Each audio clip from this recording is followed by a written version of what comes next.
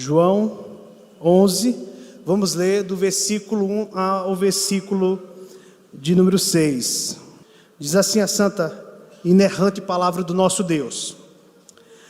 Estava enfermo Lázaro de Betânia, da aldeia de Maria e de sua irmã Marta. Esta Maria, cujo irmão Lázaro estava enfermo, era a mesma que ungiu com bálsamo o Senhor e lhe enxugou os pés com seus cabelos. Mandaram, pois, as irmãs de Lázaro dizer a Jesus: Senhor, está enfermo aquele a quem amas. Ao receber a notícia, disse Jesus: essa enfermidade não é para a morte, e sim para a glória de Deus, a fim de que o Filho de Deus seja por ela glorificado. Ora, amava Jesus a Marta e a sua irmã, e a Lázaro. Quando, pois, soube que Lázaro estava doente, ainda se demorou 2 dias no lugar onde estava. Até aí. Não feche sua Bíblia, permaneça com ela aberta. Vamos orar. Vamos pedir ao Senhor que nos traga a devida iluminação para que possamos compreender a pregação da sua palavra nessa noite. Oremos. Senhor, graças te damos, porque tivemos a oportunidade de, nesse momento, apresentarmos a Ti os nossos cânticos, os dízimos, as ofertas. Ofertamos a Ti o nosso louvor, a nossa adoração. E agora ouviremos a Tua santa e inerrante palavra. Ouviremos a pregação, o ensino santo que advém dela. Não é a opinião de homens, é a Tua vontade para a nossa vida. É a Tua verdade para a vida da igreja. Senhor, Tu conheces o nosso coração. Tu sabes das lutas que enfrentamos, das dificuldades que enfrentamos, e sabemos que não é qualquer coisa que trará esse sustentáculo para nossa alma, para o nosso coração. Ó Deus, quantas vezes passamos por aflições e nos desesperamos, e nos perguntamos: onde está Deus? Porque Deus não nos socorre. Mas o Senhor é o Deus que conhece a nossa vida. O Senhor conhece todas as nossas necessidades. O Senhor é onisciente e onipresente. Não há como nos ausentarmos do Senhor, da Tua presença. O Senhor contempla as nossas dores, as nossas alegrias. Podemos contar contigo, ó Deus, porque o Senhor não muda, o Senhor é imutável. Por isso entendemos que o Senhor sabe do que nós precisamos ouvir. Talvez alguém esteja aqui e desejasse ouvir outro texto bíblico, outro tema, mas esta palavra o Senhor separou para que a ouvíssemos antes da fundação do mundo, ó Deus, neste dia, dia do Senhor. Estamos reunidos para ouvir a Tua santa palavra. E é esta palavra que o Senhor quer tratar conosco. Que é através dela que o Senhor quer mudar a nossa vida, os nossos pensamentos, a nossa maneira de agir. Então, Senhor, estamos à Tua dependência. Fala conosco nessa noite. Fala de maneira que essa palavra venha impactar os nossos corações, Deus. E me use, porque sem a ajuda do Teu Santo Espírito, sem o auxílio, sem a capacitação do Teu Santo Espírito, ó Deus, não terei condições de ministrar essa palavra, porque dependo da capacitação dEle, que eu diminua e que Cristo cresça nessa exposição, em nome de Jesus, amém. Meus irmãos, em João 11, de 1 a 6, nós encontramos uma cena que nos convida a olhar além da dor imediata e a confiar no amor que espera. Quando Jesus ele soube da grave enfermidade de Lázaro, ele não se apressou para curá-lo. Em vez disso, ele declarou, versículo 4, esta doença não é para a morte, mas para a glória de Deus.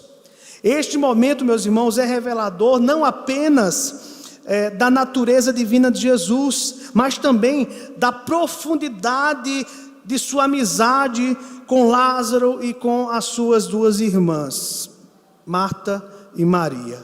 Aqui nós vemos que o amor verdadeiro está intrinsecamente, meus irmãos, ligado à confiança, mesmo em meio à incerteza.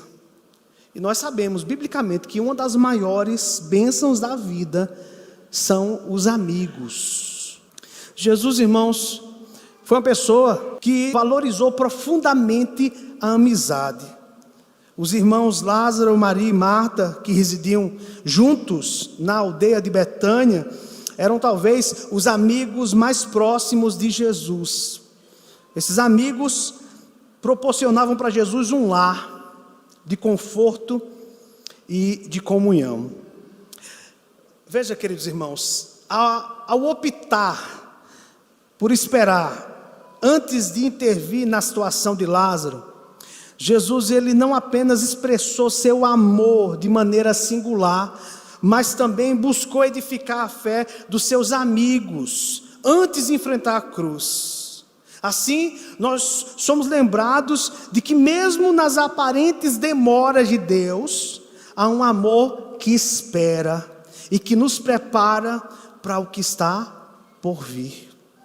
Em momentos de dificuldade, podemos confiar, irmãos, que a paciência de Deus está sempre acompanhada de um propósito maior, e que o amor que espera é também um amor que transforma.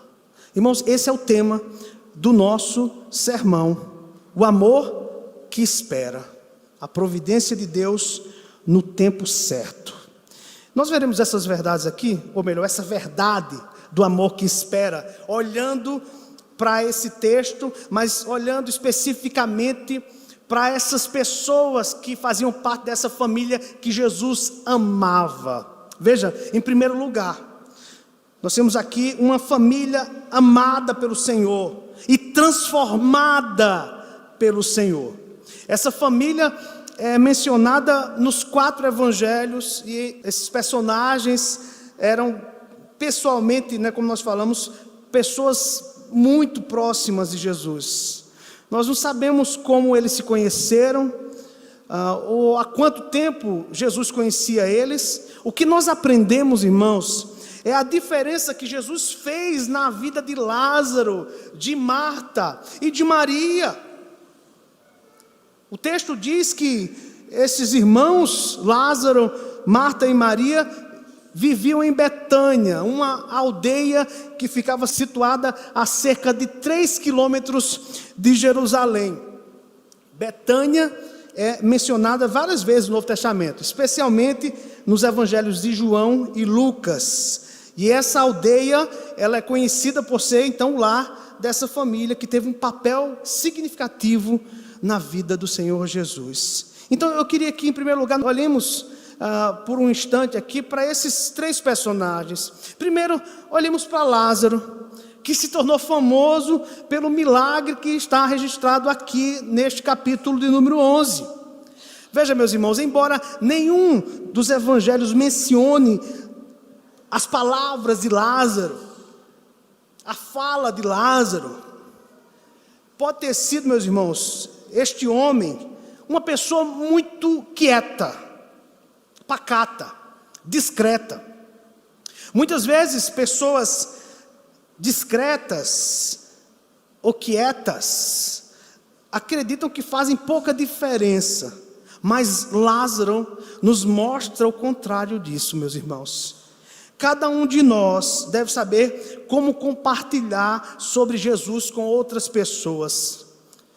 E aqui nós observamos que, através da sua vida, Lázaro, ele ilustra a diferença que podemos fazer ao demonstrar o poder de Cristo em nossas vidas. Neste capítulo, Lázaro, ele morre e é ressuscitado. Após o milagre, sua família organiza um banquete em honra a Jesus. E Lázaro estava sentado à mesa com Jesus. E João nos conta que uma grande multidão se reuniu para vê-los. Talvez, irmãos, centenas ou até milhares de pessoas estiveram ali para ver aquele homem que Jesus havia ressuscitado. O testemunho de Lázaro foi tão impactante que as autoridades hostis decidiram então matar não apenas Jesus, mas também matar Lázaro. Veja aí, capítulo 12, versículo 11. Porque por causa dele, muitos dos judeus estavam se afastando e crendo em Jesus. Se afastando dos fariseus e crendo em Jesus. Assim, meus irmãos, como Lázaro, você pode não ser um grande orador, mas como nos lembra o pastor James Montgomery, você deve ter um cuidado especial para que a sua vida demonstre a realidade daquela ressurreição espiritual que Jesus realizou em você, para que outras pessoas possam se voltar para Jesus e crer em Jesus por causa daquilo que eles veem em você. Foi o que aconteceu com Lázaro, quieto, mas a vida de Lázaro testemunhava sobre o poder de Jesus. Eu pergunto para você nessa noite, a sua vida tem testemunhado sobre o poder de Jesus a outras pessoas? Aqui nós temos outro membro da família, que é Marta, que se tornou conhecida pelo relato de Lucas sobre um encontro anterior na casa deles. Lucas capítulo 10, verso 40, vocês lembram muito bem. Enquanto Jesus estava presente ali na casa destes irmãos, Marta se esforçava para cuidar de tudo, enquanto sua irmã Maria permanecia sentada aos pés de Jesus, ouvindo seus ensinamentos. Marta então reclama a Jesus: Senhor, não te importas que minha irmã me tenha deixado sozinha para servir? Diz-lhe, pois, que me ajude. Marta, irmãos, representa aquele que serve, mas está concentrado em si mesmo. Eu. Jesus então repreendeu Marta, ressaltando que Maria havia escolhido a melhor parte. Veja, meus irmãos, se o testemunho de Lázaro foi transformado por sua ressurreição, a atitude de Marta também parece ter mudado. No próximo capítulo, nós veremos Marta servindo novamente, enquanto Jesus e outros se inclinam à mesa para desfrutar da refeição. Desta vez, no entanto, não há reclamação, não há mais aquela pessoa voltada para si mesma. A ressurreição do seu irmão parece ter desviado sua atenção das questões mesquinhas e direcionado ela para um serviço alegre ao Senhor Jesus Cristo. Veja, Lázaro deu seu testemunho sobre Jesus. Marta testemunhou também, prestando um serviço alegre ao Senhor Jesus. Mas o terceiro membro da família, Maria, foi uma pessoa que se entregou totalmente a Jesus. Quase sempre que vemos Maria no relato bíblico, ela está, meus irmãos, aos pés de Jesus. Uma postura adequada para um discípulo. Isso indica uma consciência da divindade de Jesus que ela possuía. Ela reconhecia de fato que Jesus, ele era Deus, ele era o Messias prometido de Israel. Em Lucas 10, Maria, ela está sentada aos pés de Jesus. Em João 11, quando Jesus chega à casa delas, Maria se lança aos seus pés. Em João 11:32, nós vemos essa cena. E no banquete que ocorre depois, lá está Maria aos pés de Jesus, lavando os pés de Jesus com perfume preciosíssimo, caríssimo, e enxugando os pés de Jesus com seus cabelos. Irmãos, Maria nos ensina outro ponto importante. Quando a encontramos pela primeira vez aos pés de Jesus, Lucas nos diz que ela estava ouvindo o seu ensino. É por ter aberto sua mente para a palavra de Jesus que Maria, mais do que qualquer outra pessoa, parece ter compreendido verdadeiramente quem Jesus é. Ela foi a mais rápida a aprender as lições dos seus milagres. e a mais fervorosa em adorar Jesus. Ao aprender a verdade por meio dos ensinamentos de Jesus, ela entregou sua vida a Jesus e se derramou aos pés de Jesus. Meus irmãos, este é o lugar que todos os discípulos devem estar, aos pés de Jesus. Um certo teólogo ele disse assim: o lugar mais alto onde uma pessoa pode estar é aos pés do Salvador. É ali que encontramos abrigo para a nossa alma nas travessias pelos mares turbulentos da vida. É ali que encontramos segurança para o nosso coração diante dos terrores que nos assustam. É ali que encontramos uma fonte inesgotável de alegria, mesmo que as lágrimas rolem amargas pelo nosso rosto, aos pés de Jesus. Este é o melhor lugar que você e eu devemos estar. Em segundo lugar, meus irmãos, observem aí, depois de analisarmos aqui os personagens que nos é apresentado aqui por João, nós temos o pedido das irmãs. Marta e Maria, elas fazem um pedido ao Senhor Jesus. Veja, elas enviaram uma mensagem a Jesus que dizia o seguinte: Senhor, aquele a quem amas está doente. As irmãs poderiam estar surpreendidas quando fizeram essa afirmação, uma vez que elas usaram a palavra aqui, eis. Talvez na sua versão você não encontre essa palavrinha, eis, porque algumas traduções omitem essa palavra, que está no texto original, que está no grego.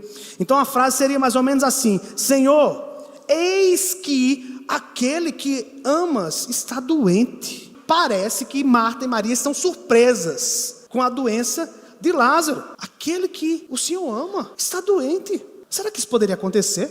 Pessoas que Deus ama adoecerem.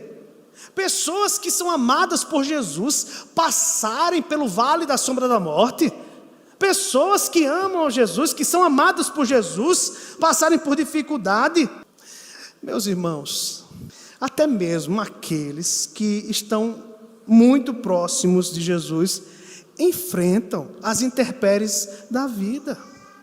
Às vezes as pessoas concluem que uma doença ou outra aflição indica a separação do amor de Deus. No entanto, as irmãs de Lázaro, elas identificam Lázaro como alguém amado por Jesus, e mesmo assim ele estava enfermo, muito doente.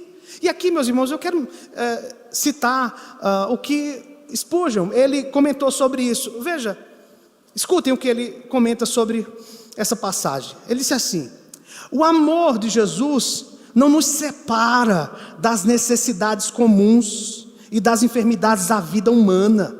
Homens de Deus ainda são homens.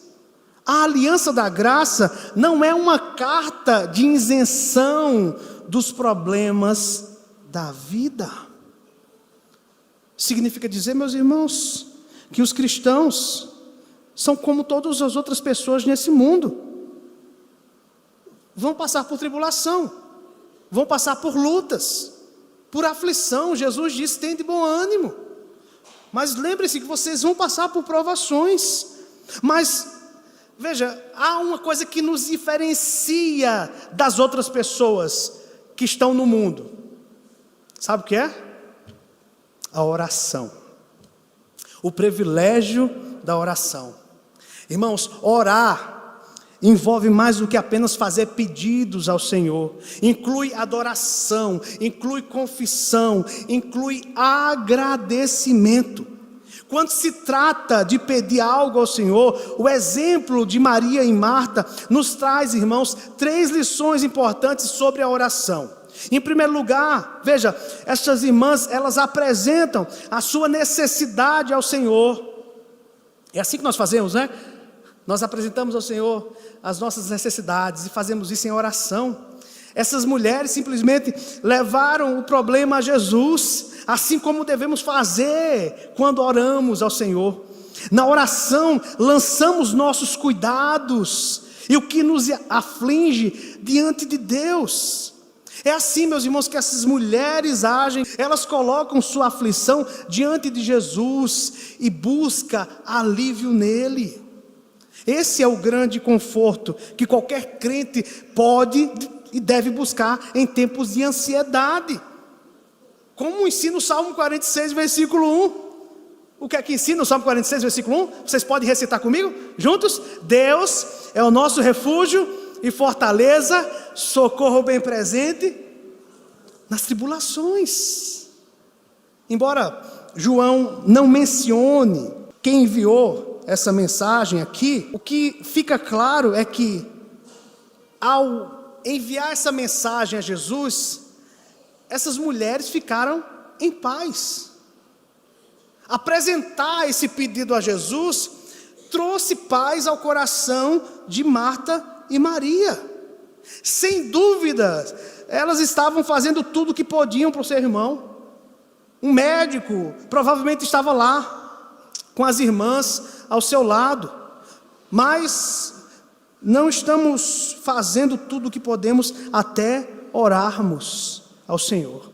Os cristãos, eles devem usar todos os bons meios naturais, meus irmãos, disponíveis.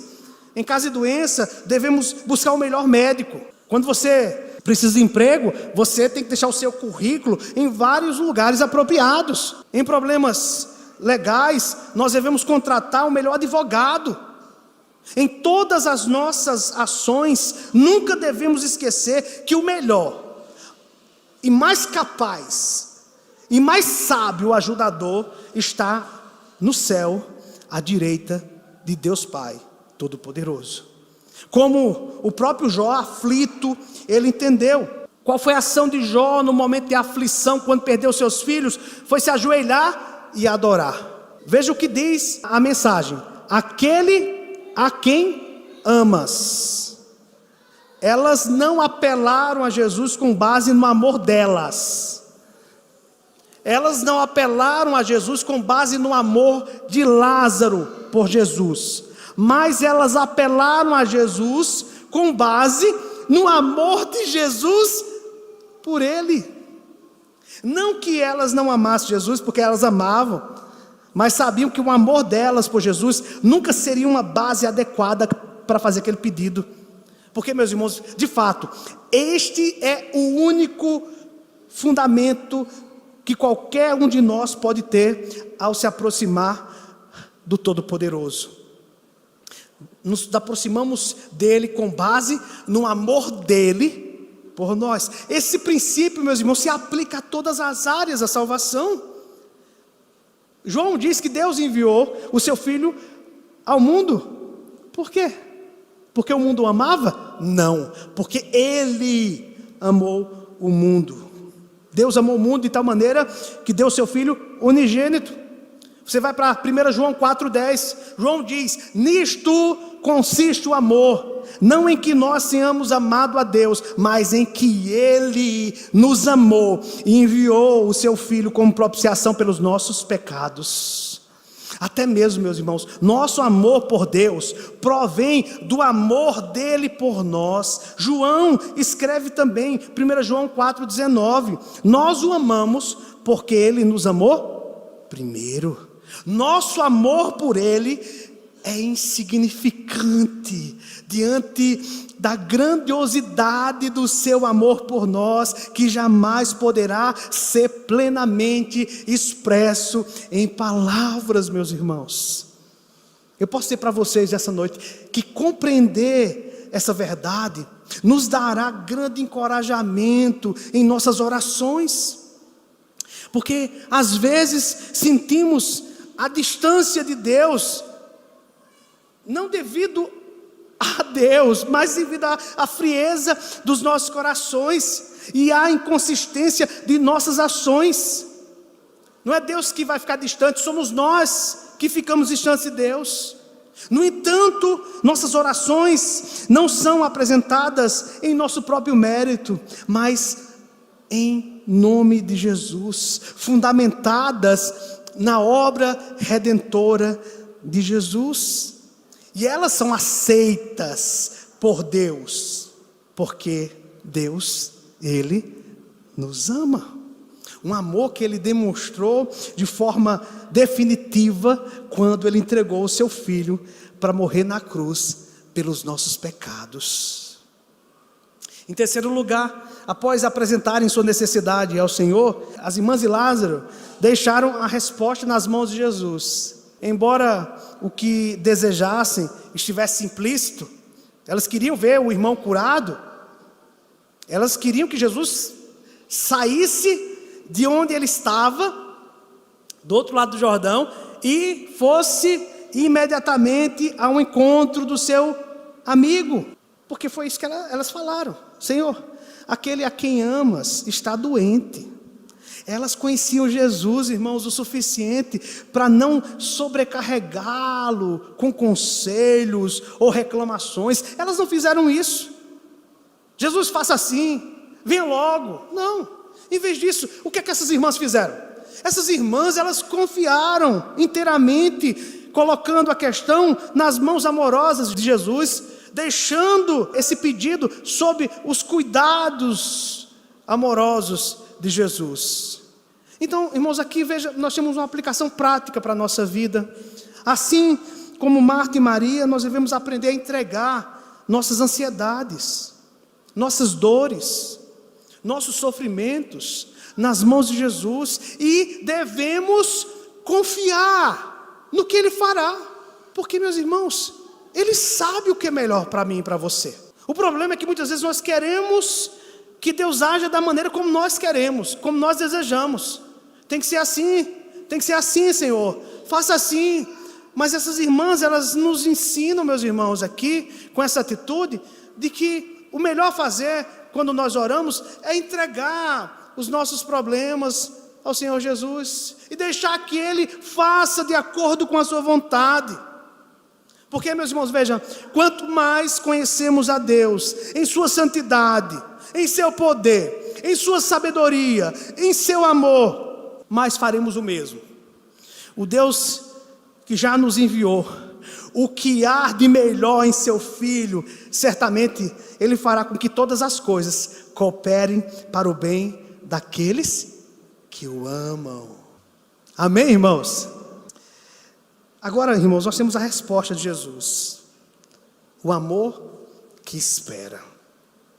É interessante lembrarmos, irmãos, que quando Jesus ele recebe essa mensagem, como eu acabei de informar para vocês, ele estava além do Jordão, não é? Do outro lado do Jordão, no lugar onde João Batista ele batizava no princípio. Essa informação se encontra no capítulo 10, versículo 40.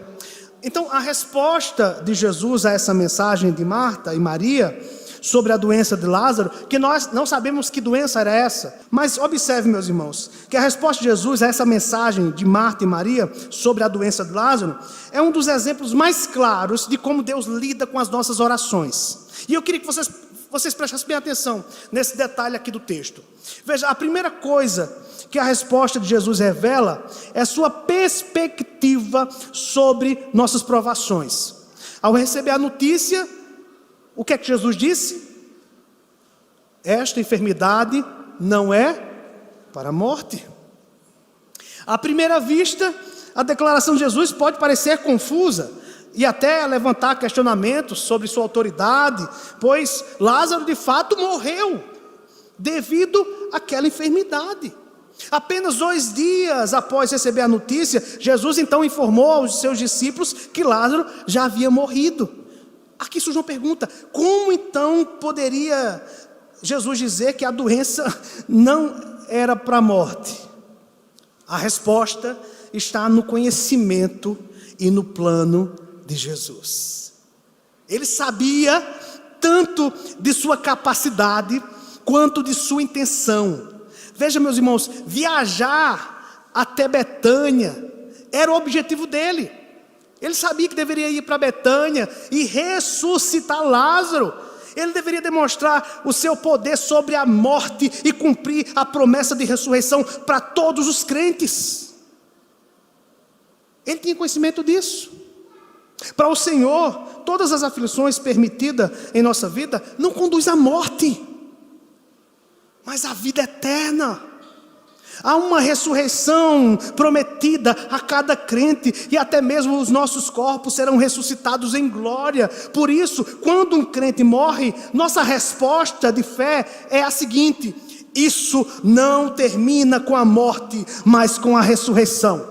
Como Paulo, ele afirma em 1 Coríntios 15, 42 a 44, quando ele diz: semeia-se o corpo na corrupção, ressuscita na incorrupção, semeia-se na desonra, ressuscita em glória, semeia-se em fraqueza, ressuscita em poder, semeia-se corpo natural, ressuscita corpo espiritual. Se há corpo natural, há também corpo espiritual.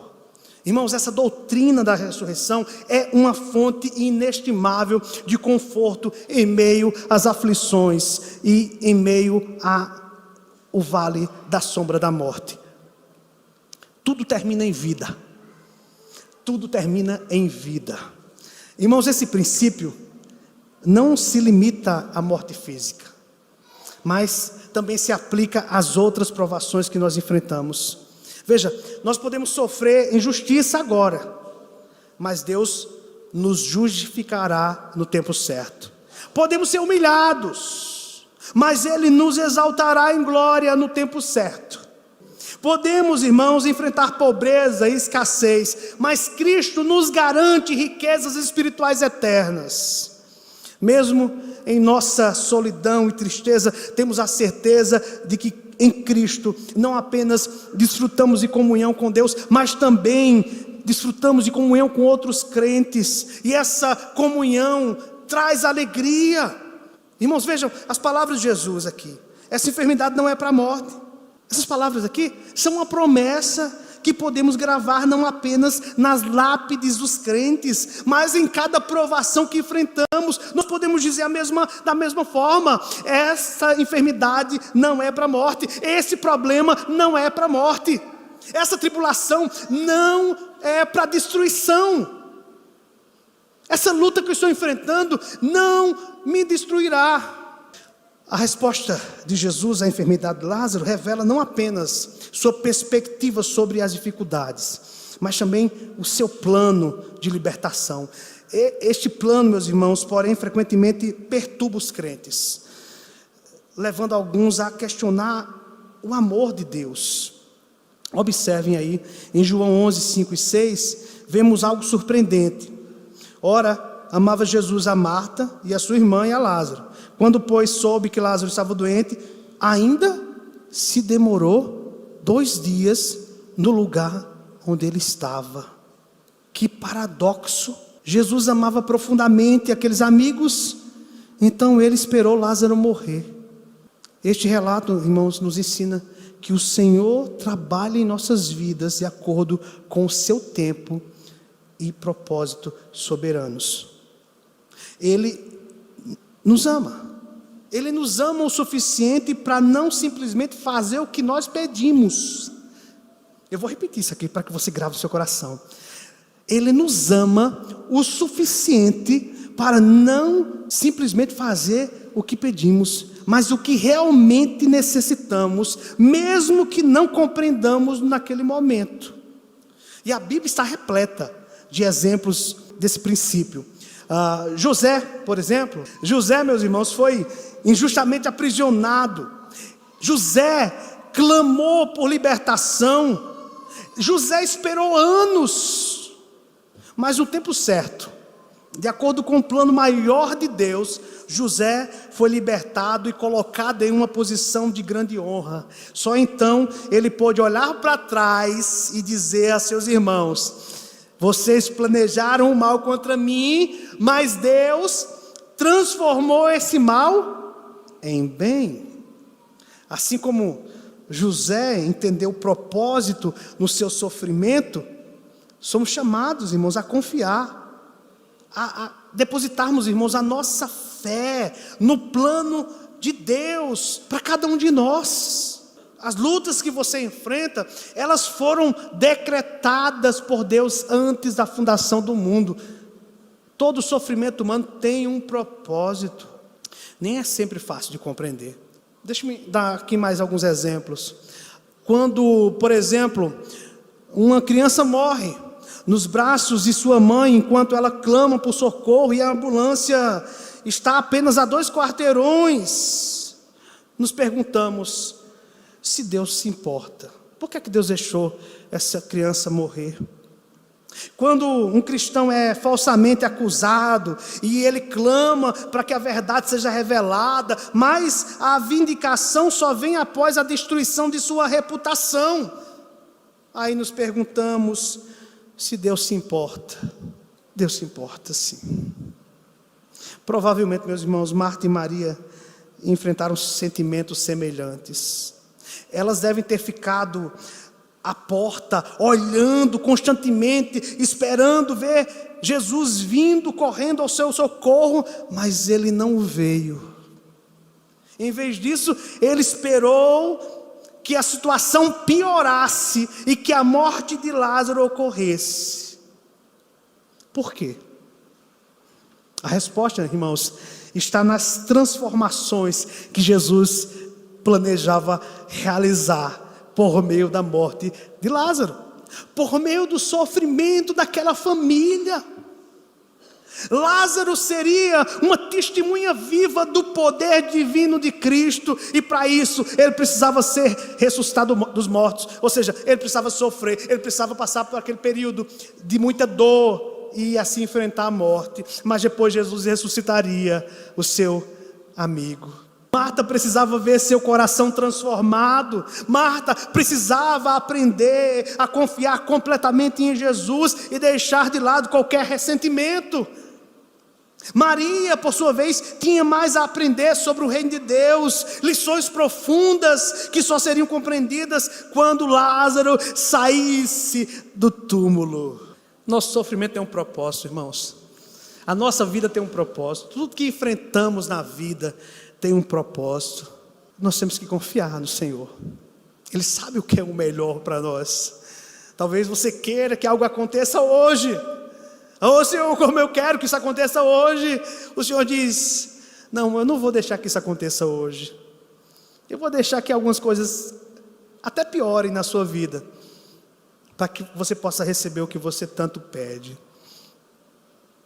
Isso vai aperfeiçoar o seu caráter. Isso vai treinar a sua paciência. Vai deixar você mais paciente, mais longânimo. Irmãos, Jesus também nos molda e transforma por meio das esperas e das aflições, porque seu propósito final é maior do que a solução imediata dos nossos problemas. Jesus, ele entende que há algo mais importante do que curar uma doença. Jesus, ele entende que há algo mais importante do que conseguir um emprego. Jesus, ele entende que há algo mais importante do que superar dificuldades. Irmãos, nossa fé, nossa transformação interior e nosso testemunho para o mundo são de valores eternos para o Senhor Jesus. Seu objetivo supremo é nos levar a fazer o que Maria fez depois de testemunhar seu poder, entregar o que nós temos de mais precioso, especialmente nossas vidas, aos pés do Senhor Jesus. É isso que Ele quer que aconteça na nossa vida, que sejamos aos pés do Salvador. Por fim, Jesus, ele revela o propósito final em todas as provações. Versículo 4: esta enfermidade não é para a morte, e sim para a glória de Deus, a fim de que o Filho de Deus seja por ela glorificado. A glória de Deus é o propósito maior de todas as coisas, e é por isso que Jesus age como age em nossas vidas. Embora pudesse ter curado Lázaro a tempo, Jesus, ele esperou para que sua glória fosse revelada de maneira mais poderosa, e muitos creram por causa desse milagre. E aqui eu faço uma pergunta para todos nós: será que nós estamos dispostos a deixar que Deus use nossas vidas para a sua glória, mesmo que isso envolva sofrimento? Se nos ressentirmos disso, perderemos a alegria e a maravilha de ver Deus trabalhar através de nós. Porque, irmãos, Deus certamente será glorificado em nossas vidas. Que possamos abraçar essa verdade com alegria, sabendo que suas perfeições estão sendo manifestadas pela graça soberana que Ele opera em nós e através de nós. Se você acha difícil abrir mão de sua própria vontade para aceitar a vontade de Deus, eu quero que você lembre-se de que Jesus não está pedindo nada que Ele mesmo não tenha vivido em sua plenitude. Meus irmãos, a experiência de Jesus com o sofrimento e a submissão à vontade do Pai vai muito além do que qualquer ser humano jamais enfrentará. Ele foi acusado de crimes que nunca cometeu, condenado de forma injusta e sofreu a mais cruel das execuções, a crucificação. Ele enfrentou a ira de Deus no nosso lugar. Neste ponto, meus irmãos, talvez você pergunte: onde estava o Pai em meio a todo esse sofrimento de Jesus? Será que o Pai Celestial não amava seu Filho? Como pode Deus, o Pai, sendo tão poderoso e soberano, permitir que Jesus fosse coroado com espinhos, que fosse pregado numa cruz? Como é que Deus, o Pai, permitiu que Jesus sofresse tamanho tormento? Irmãos, a resposta a essas perguntas profundas estão tanto no Novo como no Antigo. A Bíblia nos ensina que Deus tinha uma perspectiva eterna sobre a morte de Jesus. Ele não via apenas a dor e o sofrimento presentes na cruz, mas também Deus o Pai via a tumba vazia que estava por vir. O plano de Deus não era apenas poupar seu filho do sofrimento, mas realizar algo infinitamente maior: salvar pecadores como você e eu, por meio do sacrifício de Cristo. O sofrimento de Jesus na cruz, meus irmãos, fazia parte de um plano de redenção que revelaria a glória de Deus de maneira única, de maneira incomparável. Como a ressurreição de Lázaro revelou o poder de Jesus, o Pai entregou o Filho, o Cordeiro de Deus que morreu pelos nossos pecados. Isaías 53:10 diz que ao Senhor agradou moê-lo, não por falta de amor, mas porque essa era a única forma de garantir a salvação dos eleitos. Irmãos, essa perspectiva divina também nos ajuda a entender o que significa passar pelas dificuldades em nossa própria vida. Porque muitas vezes enfrentamos situações que nos fazem questionar o amor e os propósitos de Deus, mas Ele tem uma visão maior dos nossos problemas. Quando estamos no meio de uma provação, pode parecer que Deus está aparentemente atrasado. No entanto, assim como Deus não estava indiferente ao sofrimento de Jesus, e Jesus não estava indiferente ao sofrimento das irmãs por causa de Lázaro, o que nós precisamos entender é que Deus está operando algo maior do que nós podemos ver, assim como Ele fez na crucificação de Cristo. A cruz, que parecia ser um símbolo de derrota, tornou-se o maior símbolo de vitória. Foi nela que o pecado foi pago, a justiça foi cumprida e o amor de Deus foi plenamente revelado.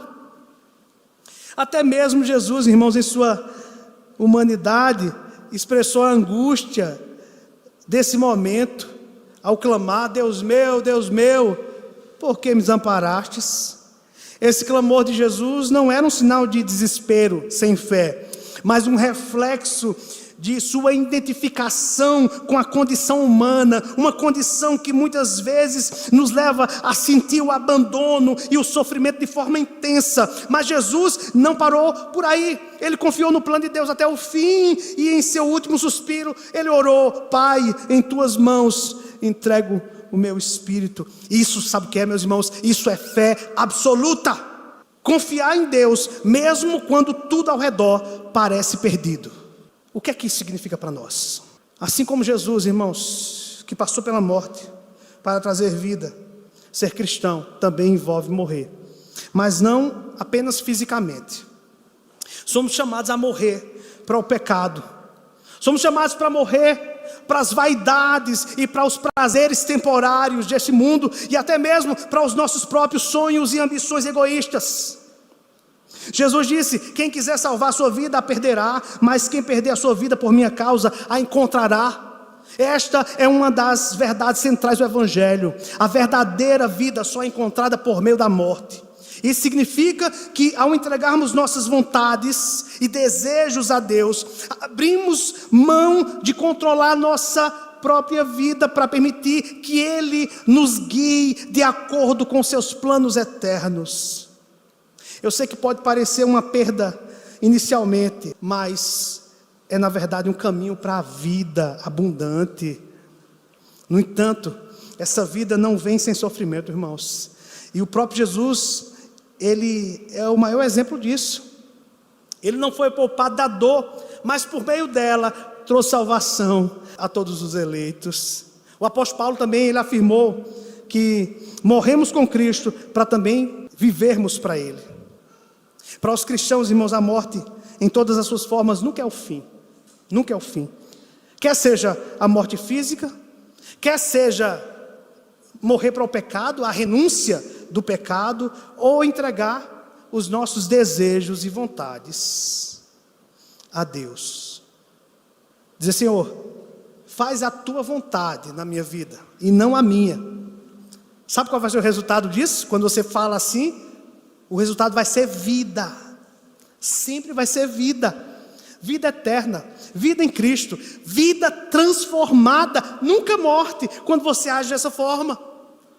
Quando enfrentamos lutas e provações, podemos lembrar, meus irmãos, que assim como Deus tinha um propósito maior na morte do seu filho, Ele também tem um propósito maior em nossas dificuldades. Elas não são um fim, mas um meio para nos conformar à imagem de Cristo e a nos conduzir à vida. Então, eu quero que você lembre dessa frase: o amor de Deus nunca se atrasa. Embora o amor de Jesus possa parecer aqui no texto atrasado, pode parecer atrasado, talvez na sua vida pode parecer atrasado, como aconteceu com Marta e Maria, que esperavam por Ele quando Lázaro morreu. Esse amor nunca falha. Esse amor nunca falha.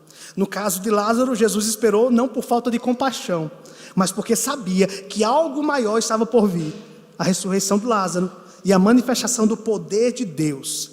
Da mesma forma, o aparente atraso nas respostas de Deus às suas orações não significa que Deus está indiferente ao seu sofrimento, mas sim que Ele está preparando algo maior, que glorificará o seu nome, o nome dEle, e transformará profundamente a sua vida.